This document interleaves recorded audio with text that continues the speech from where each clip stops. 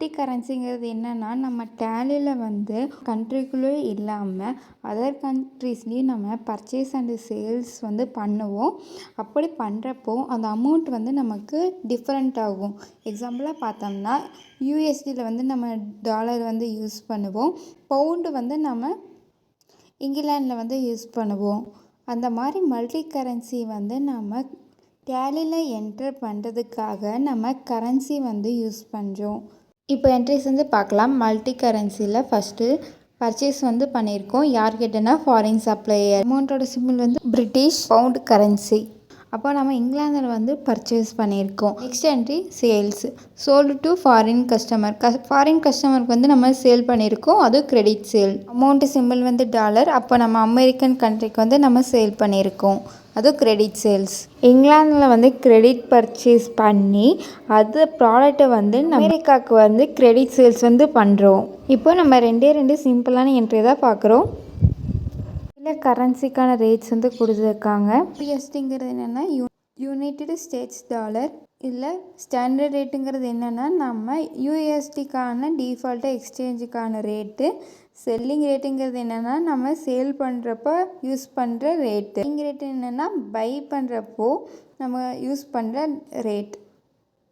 இப்போ நம்ம ஒரு பொருள் வாங்குகிறோன்னா அதுக்கான ரேட்டை வந்து நம்ம போடுறோம். அதுதான் அந்த பையிங் ரேட் வந்து கொடுத்துருக்காங்க. ஜிபிபின்னா என்னென்னா கிரேட் பிரிட்டிஷ் பவுண்ட். இது வந்து இங்கிலாந்தோட கரன்சி. ஸ்டாண்டர்டு ரேட்டுங்கிறது வந்து டிஃபால்ட்டாக இருக்கக்கூடியது. செல்லிங் ரேட்டுங்கிறது வந்து நம்ம ஒரு பொருளை சேல் பண்ணுறப்போ இருக்கக்கூடிய ஒரு ரேட். பையிங் ரேட்டுங்கிறது நம்ம ஒரு பொருள் வந்து பர்ச்சேஸ் பண்ணுறப்போ அதுக்கான ரேட் இருக்கும்ல, அதுதான் பையிங் ரேட்டு. நம்ம மல்டி கரன்சி தான் பார்க்க போகிறோம். அதுக்காக நம்ம இப்போ வந்து நம்ம ஒரு கம்பெனி வந்து க்ரியேட் பண்ணிக்கலாம். Alt K enter. நம்ம சேனல் நேமே கொடுத்துக்கலாம்.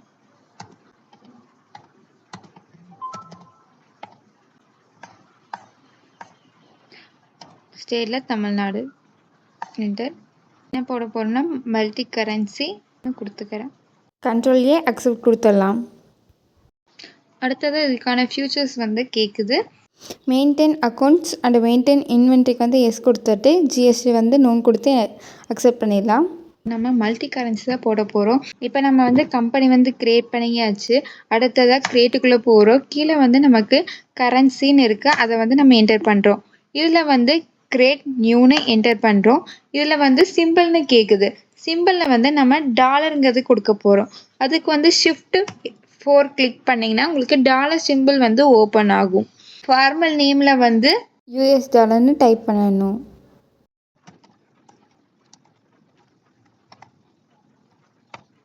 நம்பர் ஆஃப் டெசிமல் பார்ட்ஸில் வந்து 2ன்னு இருக்குது. அதுக்கப்புறம் கண்ட்ரோல் ப்ளஸ் அக்செப்ட் கொடுத்துடலாம். அடுத்தது நம்ம வந்து பவுண்டு சிம்பிள் வந்து போட போகிறோம். இதே வந்து நம்ம கம்ப்யூட்டரில் போடுற மாதிரி இருந்தால் ஆல்ட்டு கிளிக் பண்ணி 156ன்னு கொடுத்தோம்னா நமக்கு பவுண்ட் வந்து வரும். இதே நம்ம லேப்டாப்பில் வந்து போடுறோம்னா நமக்கு வந்து அந்த மாதிரி கொடுக்க முடியாது. ஏன்னா அந்த 1 2 3 மேலேயே நமக்கு நிறையா சிம்பிள்ஸ் வந்து இருக்குது. ஸோ அதுங்காட்டி வராது. அதுக்கு வந்து நம்ம பவுண்டுக்கு வந்து என்ன கொடுக்கணும்னா விண்டோ கிளிக் பண்ணி டாட்டை கிளிக் பண்ணுறோம். அப்போ வந்து நமக்கு சிம்பிள் வந்து ஓப்பன் ஆகும். அதில் வந்து நம்ம 4ஆவதாக இருக்க சிம்பிள்ஸ் வந்து கிளிக் பண்ணுறோம்.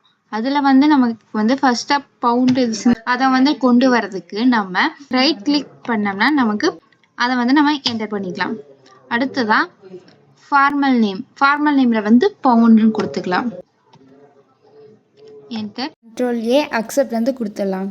இப்போ எஸ்கேப் கொடுத்து வெளியே வந்துடலாம். இப்போ நம்ம வந்து கரன்சி போட்டாச்சு. அடுத்ததான் நம்ம ரேட்ஸ் ஆஃப் எக்ஸ்சேஞ்ச் வந்து என்டர் பண்ணுறோம். இப்போது currency, standard rate, selling rate, buying rate வந்து கொடுத்துருக்காங்க.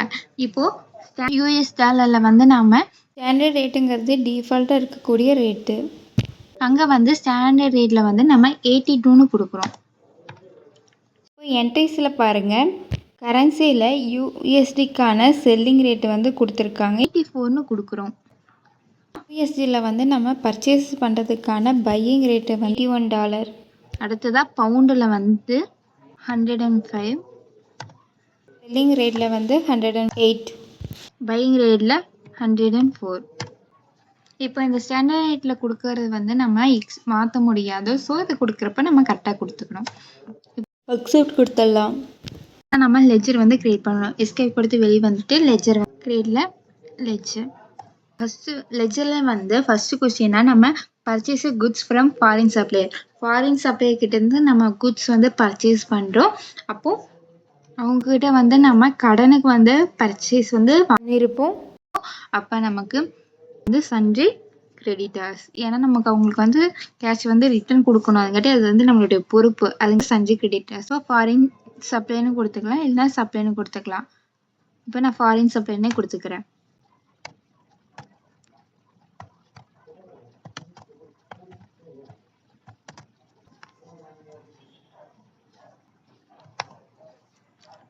Purchase account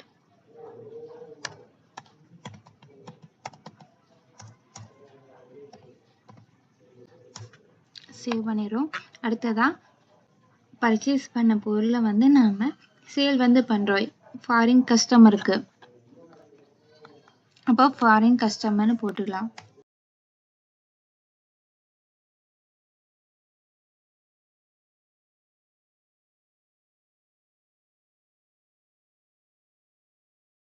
enter. ஃபாரின் கஸ்டமருக்கு வந்து கடனுக்கு வந்து சேல் பண்ணுறோம். அதுங்காட்டி அவங்க நமக்கு சண்டே டெப்டார்ஸ்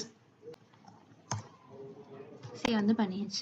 அடுத்ததான் சேல்ஸ் அக்கௌண்ட் இதெல்லாம் இப்போ கிரியேட் பண்ணியாச்சு. அடுத்ததான் யூனிட்ஸ் வந்து நம்ம போடலாம். யூனிட் சிம்பிளில் வந்து பேக் அக்செப்ட் வந்து பண்ணிடுறோம். இதுதான் எஸ்கேப் கொடுத்து வெளியே வந்துடலாம். ஸ்டாக் ஐட்டம் வந்து கிரியேட் பண்ணலாம். ஸோ ஸ்டாக் ஐட்டத்தில் வந்து ரைஸ் வந்து க்ரியேட் பண்ணுறோம். அது ஒன்று மட்டும்தான் பை அண்ட் சேல் பண்ணுறோம். அதுங்காட்டி நம்ம ரைஸ் மட்டும் நம்ம போடுறோம். யூனிட்ஸில் வந்து பேக் ஓப்பனிங் ஸ்டாக் கிடையாது. அதுங்காட்டி நம்ம அமௌண்ட் வந்து போல கண்ட்ரோலே எக்ஸல் கொடுத்துடலாம். கொடுத்து வெளியே வந்துடலாம். அடுத்ததான் நம்ம வவுச்சர் வந்து போடுறோம். என்டர். வவுச்சரில் வந்து ஃபஸ்ட்டு வந்து நமக்கு பர்ச்சேஸ் தான் இருக்குது. பர்ச்சேஸ் வந்து கிளிக் பண்ணுறோம். பர்ச்சேஸுக்கு வந்து F9. இதுவே நீங்கள் லேப்டாப்பில் வந்து போடுறீங்கன்னா F9 கிளிக் பண்ணி F9 வந்து கிளிக் பண்ணுறீங்க. அப்போ பர்ச்சேஸ் வந்து ஓப்பன் ஆகும். சப்ளையருக்கான நம்பர் வந்து கொடுத்துருந்தா போட்டுக்கலாம், இல்லைன்னா நம்ம என்டர் வந்து கொடுத்துக்கலாம். பார்ட்டி நேம் வந்து ஃபாரின் சப்ளையர் என்டர் கொடுக்குறோம். மறுபடி ரிப்போர்ட்ஸ் டீட்டெயில்ஸ் கேட்குது, அதில் என்டர் பர்ச்சேஸ் பர்ச்சேஸ் கொடுக்குறோம். நேம் ஆஃப் ஐட்டமில் வந்து என்ன பர்ச்சேஸ் பண்ணுறாங்கிறத கொடுக்குறோம். அதில் வந்து நமக்கு இங்கிலீஷில் வந்து ரைஸ்ன்னு இருக்குது, அதை வந்து நம்ம என்டர் பண்ணுறோம். பேக்ஸ்னால் 150 பேக்ஸ் வந்து நம்ம வாங்குகிறோம். ரேட் பவுண்டு சிம்பிளுக்கு வந்து விண்டோ டாட்ல வந்து கிளிக் பண்ணுறோம். அதில் வந்து சிம்பிளுங்கிறது வந்து 5th ஆப்ஷன் வந்து இருக்குது, அதை வந்து கிளிக் பண்ணுறோம். பவுண்டு சிம்பிள் வந்து கிளிக் பண்ணிக்கலாம். பண்ணோம்னா பவுண்டு சிம்பிள் வந்துடும். ரேட்டில் வந்து ரேட் ஆஃப் எக்ஸ்சேஞ்ச் வந்து இருந்தது, அதில் வந்து நம்ம கொடுத்துட்டா மாற்ற முடியாது. நமக்கு ஏதாவது ரேட் வந்து மாற்றணுன்னா நம்ம இதில் வந்து மாற்றிக்கலாம். கண்ட்ரோல்லே அக்செப்ட் கொடுத்துட்டு நம்ம சேல்ஸ் வவுச்சர் வந்து போடலாம். F8. இப்போ சேல்ஸுக்கான வவுச்சர் வந்து ஓப்பன் ஆயிடுச்சு. டேட்டுக்கு வந்து என்டர் கொடுக்குறோம். பார்ட்டி நேமில் வந்து ஃபாரின் கஸ்டமர் அக்செப்ட் வந்து கொடுத்துறோம். இதில் வந்து சேல்ஸ்ன்னு கொடுத்தாச்சு. நேம் ஆஃப் ஐட்டமில் வந்து என்ன சேல் பண்ணுறோன்னா ரைஸ் வந்து என்டர் பண்ணுறோம். குவான்டிட்டி வந்து எவ்வளோன்னா 80 பேக்ஸ் என்டர். இப்போது அமெரிக்கன் கரன்சி வந்து போடுறோம். Shift 430 enter. 80 பேக்ஸ் வந்து அமெரிக்காவுக்கு வந்து நம்ம சேல் பண்ணுறோம். அது வந்து 1 பேக் வந்து 30, அதே 80 பேக் வந்து நமக்கு $2400. கண்ட்ரோல்+A அக்செப்ட் கொடுத்துடலாம். இப்போது அதர் கண்ட்ரிஸ்க்கு வந்து பை அண்ட் சேல் பண்ணிட்டோம். இப்போ அதை வந்து நம்ம வியூ பண்ணி பார்க்கலாம். நம்ம ப்ராஃபிட் அண்ட் லாஸாக பார்க்கலாம். இப்போது ப்ராஃபிட் அண்ட் லாஸில் வந்து பார்க்கலாம். இப்போ நமக்கான நெட் ப்ராஃபிட் வந்து எவ்வளோனா 1760. சேல்ஸ் வந்து எவ்வளோ பண்ணியிருக்கோம், பர்ச்சேஸ் அக்கௌண்ட்டில் வந்து எவ்வளோ, சேல்ஸில் வந்து எவ்வளோ, க்ளோசிங் ஸ்டாக் வந்து எவ்வளோ இருக்குதுன்னு காமிக்குது. நெட் எஸ்கேப் கொடுத்துட்டு பேலன்ஸ் ஷீட்டில் வந்து பார்க்குறோம். பேலன்ஸ் ஷீட்டில் வந்து கரண்ட் லைபிலிட்டி எவ்வளோ இருக்குதுன்னு காமிக்குது. ப்ராஃபிட் அண்ட் லாஸில் வந்து எவ்வளோ இருக்குன்னா 1760. கரண்ட் அசெட்டில் வந்து எவ்வளோ இருக்குது அப்படிங்கிறத வந்து பார்க்கலாம். அதில் வந்து என்டர் கொடுத்தோம்னா க்ளோசிங் ஸ்டாக் வந்து எவ்வளோ இருக்குதுன்னு காமிக்குது 560. அதே மாதிரி அன்அட்ஜஸ்டட் ஃபாரெக்ஸ் கெயின் லாஸ் இருக்கால, அதை வந்து என்டர் பண்ணோம்னா கரண்ட் அசெட் வந்து காமிக்கும். கரண்ட் அசெட்டில் என்னன்னா சண்டே டெப்டார்ஸுங்கிறது என்னென்னா நம்ம கடனுக்கு வந்து சேல் பண்ணியிருப்போம்ல, அதுதான் நமக்கு வந்து சண்டே டெப்டார்ஸு. வச்சுக்கோங்க. அதே கிளிக் பண்ணோம்னா நமக்கு யாருன்னு காமிக்குது. ஃபாரின் கஸ்டமர் தான். ஃபாரின் கஸ்டமருக்கு வந்து நம்ம கடனுக்கு வந்து சேல் பண்ணியிருக்கிறோம். அது எப்போ பண்ணியிருக்கோங்கிறத மறுபடியும் என்டர் கொடுத்தோம்னா டேட் வைஸாக காமிக்கும். இன்னும் நம்ம என்டர் கொடுத்தோம்னா எத்தனை பேக்ஸ் வந்து சேல் பண்ணியிருக்கோங்கிறது இன்னும் டீட்டெயிலாக காமிக்கும். இப்படி நம்ம ஒவ்வொன்றா என்டர் கொடுக்கலாம் காமிக்கும். வந்துடலாம். அடுத்ததான் டிஸ்பிளே மோர் ரிப்போர்ட்ஸில் வந்து கரண்ட் லைபிலிட்டி அதில் என்டர் பண்ணோம்னா சன்ஜி கேட்டாஸ். இன்னும் என்டர் பண்ணோம்னா ஃபாரின் சப்ளையர். ஃபாரின் சப்ளையருக்கு வந்து எந்த மாதத்தில் வந்து நம்ம இது பண்ணியிருக்கோங்கிறது வந்து டே வைஸாக காமிக்கும். நம்ம எஜுகேஷன் மோடுங்கிறங்காட்டி ஏப்ரல் மந்த் மட்டும் காமிக்குது. கரண்ட் அசெட் அதே மாதிரி என்டர் பண்ணி பார்த்துக்கலாம். ஏப்ரல் மாதத்தில் வந்து பேலன்ஸ் எவ்வளோ இருக்குங்கிறதோ டீட்டெயிலாக காமிக்குது. பேலன்ஸ் மூலயமா பார்த்து அடுத்தது அக்கௌண்ட்ஸ் புக் மூலயமா பார்த்தோம்னா அதில் வந்து நம்ம லெஜர் வழியாக பார்க்கலாம். லெஜர் வழியாக கிளிக் பண்ணோம்னா அதே மாதிரி கஸ்டமரோடது வந்து காமிக்கும். மறுபடியும் என்டர் பண்ணோம்னா நம்ம சேல்ஸ் அக்கௌண்ட்டே என்னென்ன போட்டிருக்கோங்கிறத காமிக்கும். பர்ச்சேஸில் வந்து சப்ளைக்கு வந்து பர்ச்சேஸ் வந்து பண்ணியிருக்கோம். அதையும் நம்ம என்டர் பண்ணோம்னா நம்ம ஃபுல்லாக வியூ பண்ணி பார்த்துக்கலாம். இதில் டவுட் இருந்தால் கமெண்டில் கேளுங்க. மோர் வீடியோ டிஸ்கிரிப்ஷனில் இருக்குது.